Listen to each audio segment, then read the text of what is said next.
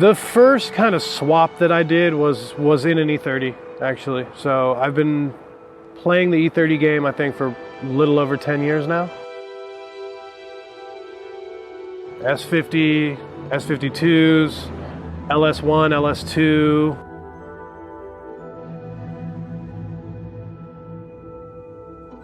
I've owned many other very fast, like LS E30s and stuff like that, and it just wasn't cutting it for me.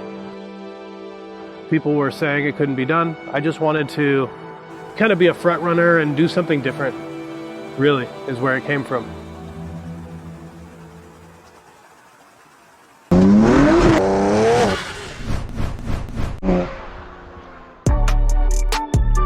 My name is Evan Markham, and this is my story. I think I've owned this car for about 3 years now. I initially had bought it was a 318 IS. That's kind of the only car that I buy, and I don't know why. They're more lightweight, they have less sound deadening in them. And they're, you know, the most modern in terms of the E30 because they've got the plastic bumpers, they're built only in 91. Just kind of a special car to me.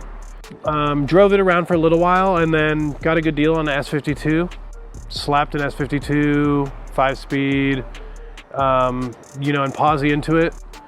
And I knew I wanted to change that, so I initially was selling the engine to go LS again, but that's where I decided to switch it up a little further.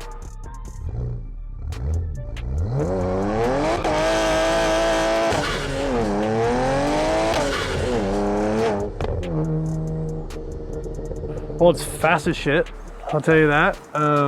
Makes a lot of noise, makes cool poppy noises. It's obviously catless.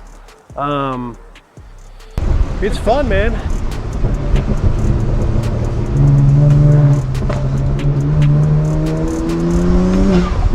It's fun. I mean, there's cars that look at you and they see just this dinky little E30 and you just fly by them, and you know, I'm sure they're very curious.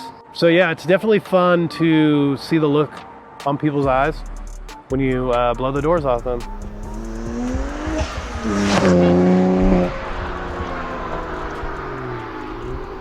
If you look at what the big boys are, you know, you've got the LSs and the 2Js and in everything that's fast, right? So, you know, building an LS was great. I actually want to build another LS E30. I miss it. They're freaking awesome and the power to weight's great. But N54, at the time when I started it, there had been some people that had done, like, I think an E36 or an E46 kind of track car. And then there was one guy that was kind of in the process of doing it, and it was just, it hadn't been done.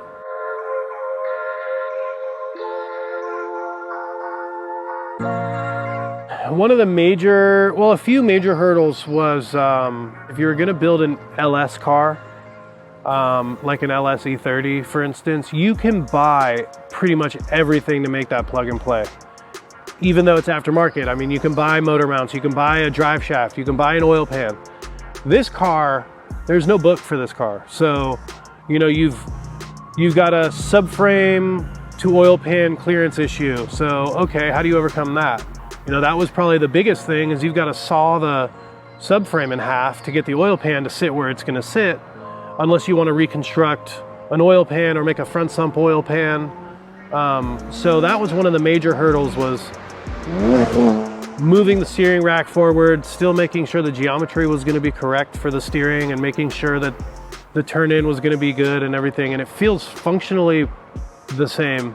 The shifter, the selector rod is literally an inch, if not that. It's very short. It's literally just floating in the tunnel, like more kind of like a drifter guy's shifter would be bolted to the trans tunnel. You know, one guy saying, no, you can't do it. It's impossible. There's too much security. There's too much. You need a full donor car, and you need every single, the fuse panel, the cluster, all these things to communicate to get it to work. And initially I was skeptical, and eventually just connected the dots to the right people and got the right things going. And the car is currently running on just the DME, and the CAS and the key are there for some other communication stuff, but you don't need those two items at this point either.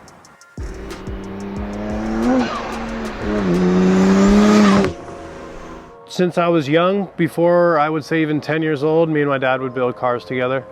Boats, build different things, always tinkering. And we had a 71 Chevy pickup that we had bought from a neighbor. We would always go across the street and buy parts. We ended up changing the cab, changing the fenders, like ripping the bed apart, doing everything we could to that thing just to kill time. And that's really where my love started, for sure.